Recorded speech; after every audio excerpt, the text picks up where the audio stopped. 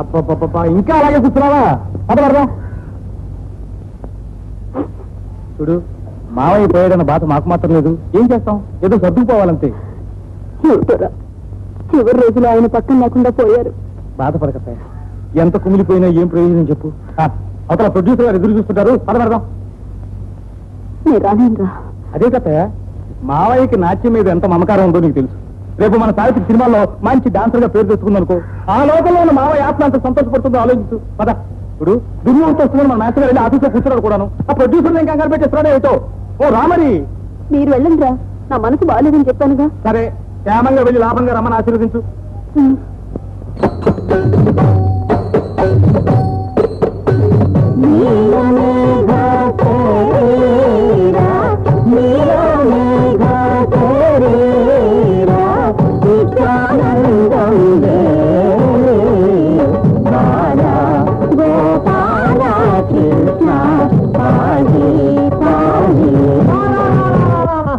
ఏమిటి సార్, తాళం ఏమైనా తప్పిందా? నీ తాళం ఏం తప్పలేదయ్యా. ఇలాంటి డాన్స్ కనుక మేము సినిమాల్లో పెడితే మమ్మల్ని ఆల్లో పెట్టి తాళం చేస్తారు జనం. తమరే అలా సెలవిస్తే ఎలా బాబు? ఇది ప్రాచీనమైన కళ. కళ లేదు, కళాయి లేదు. కాలం మారిపోయింది, కొత్తదనం కావాలయ్యా. 100 అవుననుకోండి, ఎవరో ఒకరు ఉద్ధరించకపోతే మన అనుకున్న ప్రాచీన కళ చచ్చిపోతుంది బాబు. ఉద్ధరిస్తే మేము చచ్చిపోతాం బాబు. ఇదిగో పంతులు, ఇప్పుడు జనానికి కావాల్సింది ఇవి కావయ్యా, rock and roll and twist. ఆ ట్విస్టులు షేకులు సంగతి సరేననుకోండి, అసలు అమ్మాయి సినిమాకి పనికొస్తుందంటారా లేదా? అదా, ఏ కోణం నుంచి చూసినా ఈ అమ్మాయికి ఉజ్వలమైన భవిష్యత్తు కనబడుతుందయ్యా. ఇదిగో ఈ పాతవాసం తప్ప. ఈ పాతవాసం సంగతి నాకు వదిలేయండి. మీకు కావాల్సిన డాన్సులు నేను నేర్పిస్తాను. నువ్వు నేర్పిస్తావా? అయితే ఈ అమ్మాయిని టాప్ హీరోయిన్ చేసే బాధ్యత నాది. అనదర్ థింగ్, ఓ పాతికి వెళ్ళి తెచ్చుకో, సహ నిర్మాతగా నీ పేరు కూడా వేయించి పెడతా.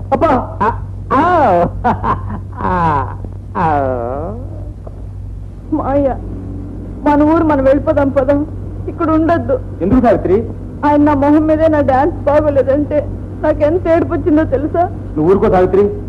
ఏమయ్యా భరతముని, కోటగారేసి మినపగారులు 4 సెట్లు లాగించేసి సినిమాలకు పనికిరాని డాన్స్ అయ్యాను నేర్పేది బాబు.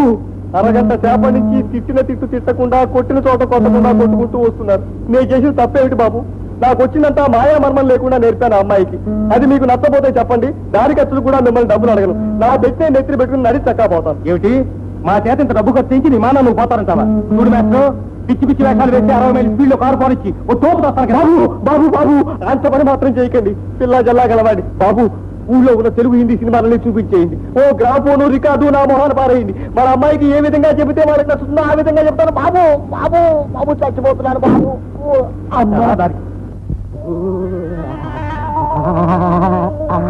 శేఖరా, షేకు ఒప్పుకున్నావుగా షేకు. అమ్మా సావిత్రి, త్వరగా రమ్మా, షేక్ కూడా నేర్పిస్తాను. తీసుకో అమ్మా. కాదమ్మా, ఐసు ముక్క తీసుకో. ఎందుకు? వేసుకో వేసుకో వేసుకో. అదే అదేనమ్మా మనకు కావాల్సింది, షేకు. అదే మాస్టర్ గారు, పొద్దు నుంచి అమ్మాయి మంచిగా కూడా తీసుకోలేదు. కాస్త కాఫీ తీసుకొనివ్వండి. అమ్మా కాఫీ అమ్మాయికి? అమ్మాయికేనమ్మా, బాగా వేడిగా ఉంది కదా. అదేనమ్మా పిస్సు, అదే పిస్సు, అదే పిస్సు, అదే పిస్సు. ఏడు పంతులు గారు, ఇంత విద్య కడుపులో దాచుకుని ఏమి రాదంటారేమిటి? ఏమిటా మరి కొత్తగా ఉంది? ఏమి డాన్స్ ఇది? నా పిండాకుడు. అదే పిండా గిరగరు. పిండా గిరగరు? What is it? అదేనండి, తల్లి గర్భంలో పిండం ఎలా గిరగిరా తిరుగుతుందో దాన్ని ఆధారం చేసుకుని పాశ్చాత్యులు కనిపెట్టిన నృత్యమే ఈ పిండా గిరగరు. Good good good good good. ఇలాంటి కొత్త కొత్తమైన మన జనానికి కావాల్సింది. ఇదిగో పంతులు, నువ్వే మన పిక్చర్ డాన్స్ డైరెక్టర్.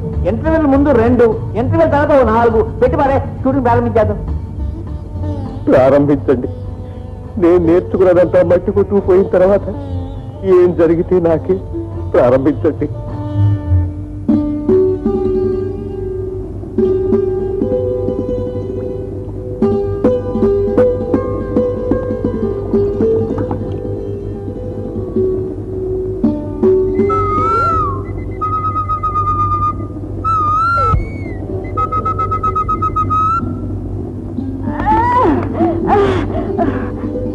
ఏమిటమ్మాయి గారు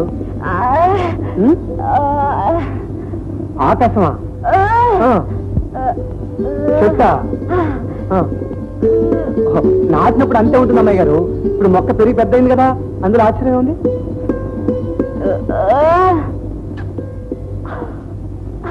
ఏమిటమ్మాయి గారు చెప్పండి చెప్పండి. ఓహోహో, గాలికి చెట్లు నాట్యం చేస్తున్నాయంటారా?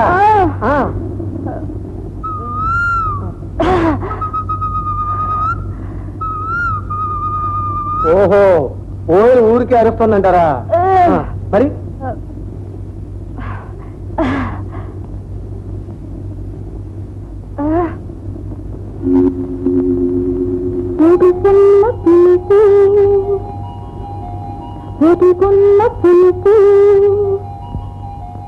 ఒక గొంతులోనే పలికింది, అది రాగమని నన్నడిగింది. ఒడుకున్న పిలుపు, ఒడిగున్న పులుపు, ఒక గొంతులోనే పలికింది, అది రాగమని నన్నడిగింది. అది మన ఊరి కోకిలమ్మ, నిన్నడిగింది కుశలమమ్మ. అది మన ఊరి కోకిలమ్మ, నిన్నడిగింది కుశలమమ్మ. నిజమేమో తెలుపు, నీ మనసు తెలుపు, ఎగిరేను మన ఊరి వైపు, అది 10 మందికా మాట తెలుపు.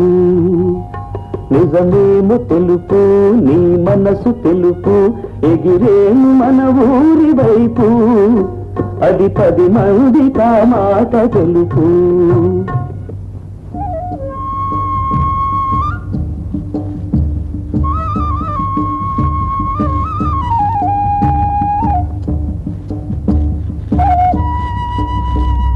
ఏమండి ఎవరండి లోపల?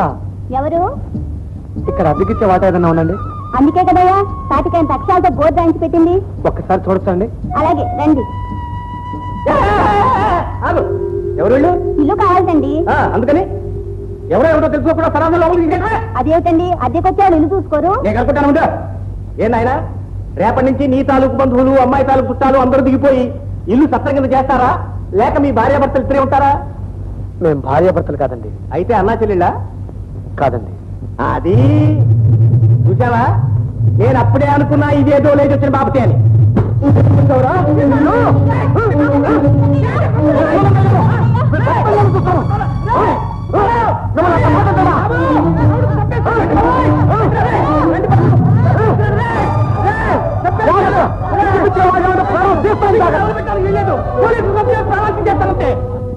మీరు ఆఖరిగా అమ్మాయి గారు, లేకపోతే వాడిని చీట్ చేసి ఉండేవాడు.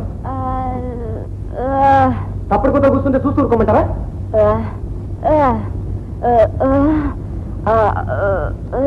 10 మంది అయితే 100 మంది అయితే మళ్ళీ నోరెత్తకుండా బుద్ధి చెప్పేవాడి. అదండి అమ్మాయి గారు.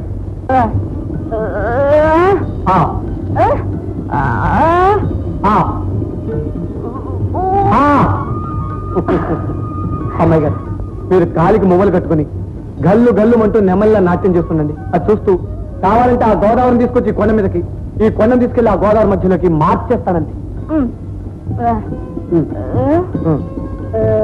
నేను ఇంటి పనులు, మేము బయట పనులు.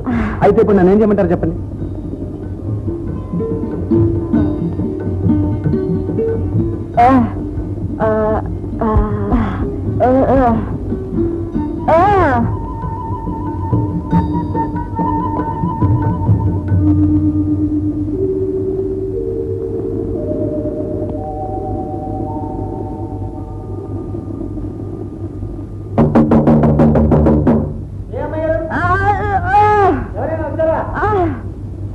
ఏమిటి అన్నయ్య లేడా?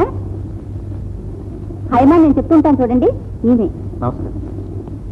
మీరు చాలా బాగా నాట్యం చేస్తారని కుసుమ చెప్తూ ఉంటుంది. మేము కూడా చూసే అవకాశం ఎప్పుడు కల్పిస్తారు?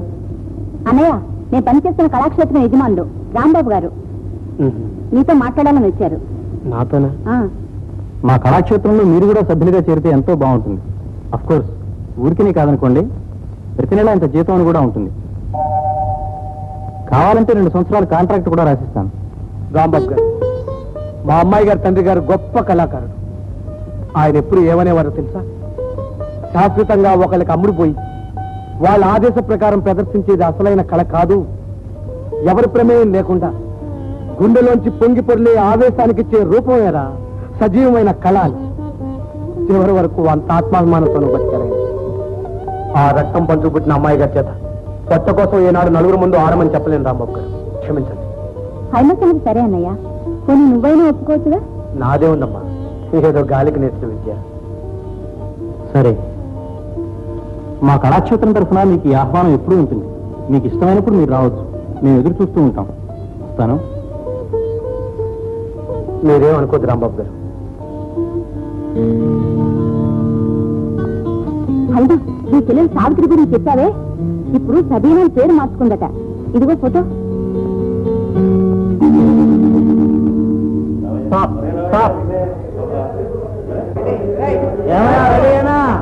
Just 1 minute sir. Fish market coffee sir. టేబుల్కి తర్వాత నేను సార్ చెప్పాను నీకు. నెట్లో పోయి అమ్మాయి సవీరా, అయిపోయింది okay. Sir. Please come. Okay. రెడీగా రెడీనా? 1 second. అబ్బాబా, అందరూ 1 second లేనండి. అయ్యో, Ready, sir. రెడీనా? Ready. ఇంటర్లాక్.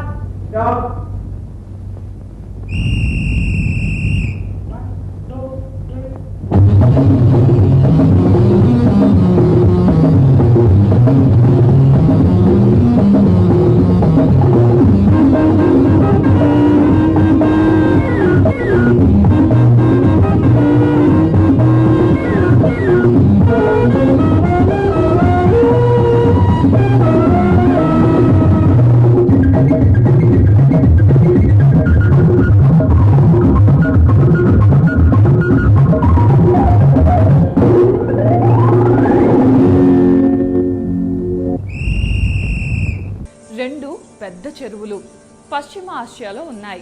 వీటిని అక్కడున్న ప్రజలు ఈ చెరువుల్ని సముద్రాలు అని పిలుస్తారు. కానీ అవి మాత్రం చెరువులే. ఈ 2 చెరువులు కూడా ఒకే నది నుండి వచ్చిన నీళ్లతో ఏర్పడ్డాయి. గోలాన్ హైట్స్ నుండి పుట్టిన జోర్దాన్ నది లెబనాన్లోని చెట్ల మొదళ్ల నుండి రకరకాల ఔషధాల తత్వాలను తీసుకొని స్వచ్ఛంగా ప్రవహిస్తూ ఉత్తర దిక్కున వెళ్లి ఒక సముద్రంగా ఏర్పడుతుంది. అలాగే దక్షిణం వైపుగా వెళ్లి